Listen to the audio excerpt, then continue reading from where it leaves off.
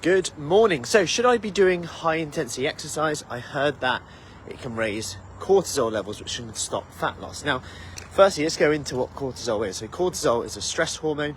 So some people hypothesize and some research would suggest, if you like, that high cortisol may be associated with negative outcomes and storage of fat in certain areas, or rather that might be extrapolated a little bit. Now, one thing to consider here is that, one, it's very unclear on whether cortisol from any one particular variable like exercise would stop fat loss. In fact, it's very clear that it won't if you're in a calorie deficit.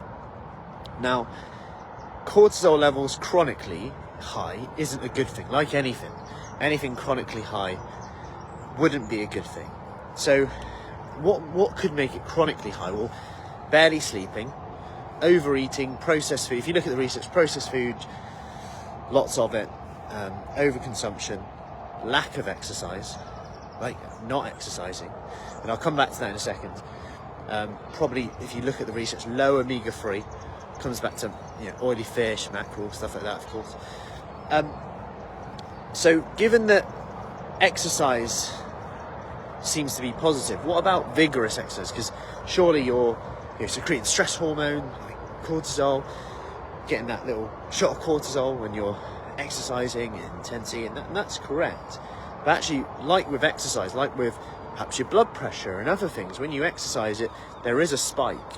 Even like your blood sugar levels could spike when you exercise because you secrete some from your liver. So if you took a snapshot at that time, it might be quite negative. You might be like, my blood sugar level's higher. You only got to ask someone with diabetes about this.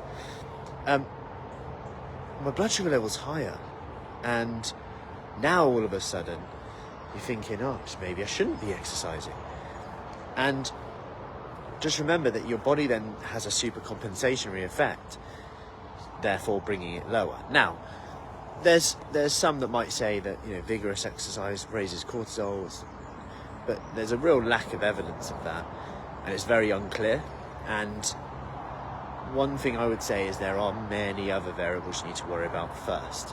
And in fact, I would hypothesize it would probably help a lot of people just to start exercising. And if you're cautious about vigorous exercise for many reasons, then just start at low intensity, start at moderate intensity.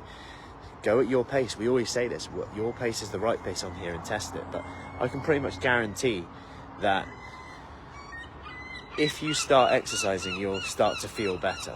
And also, when it comes to cortisol, I always say this, but do you actually have any evidence of your cortisol stopping you losing fat? And I would go down the route of, let's do the things that we know we need to do. Where's your sleep at the moment? If you want a bit more information on sleep, any tips on improving that, just comment below of sleep, we can help you with that. Number 2, start with some exercise, even if it's 5 minutes, 10 minutes.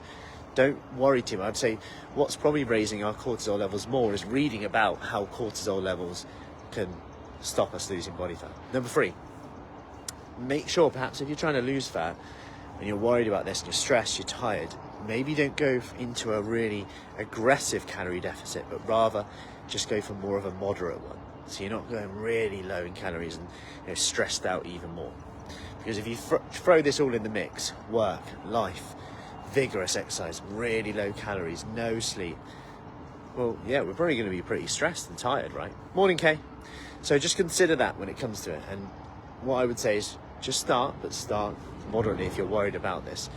And actually just build your confidence to realise that actually probably what's stopping you more than cortisol is actually worrying about cortisol stopping you. And just maybe adapt some of those things I've talked about.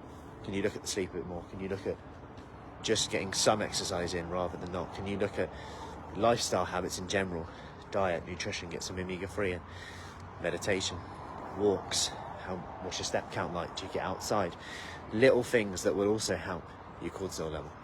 Anyway, I hope that helps. Any questions, as always, do let me know, and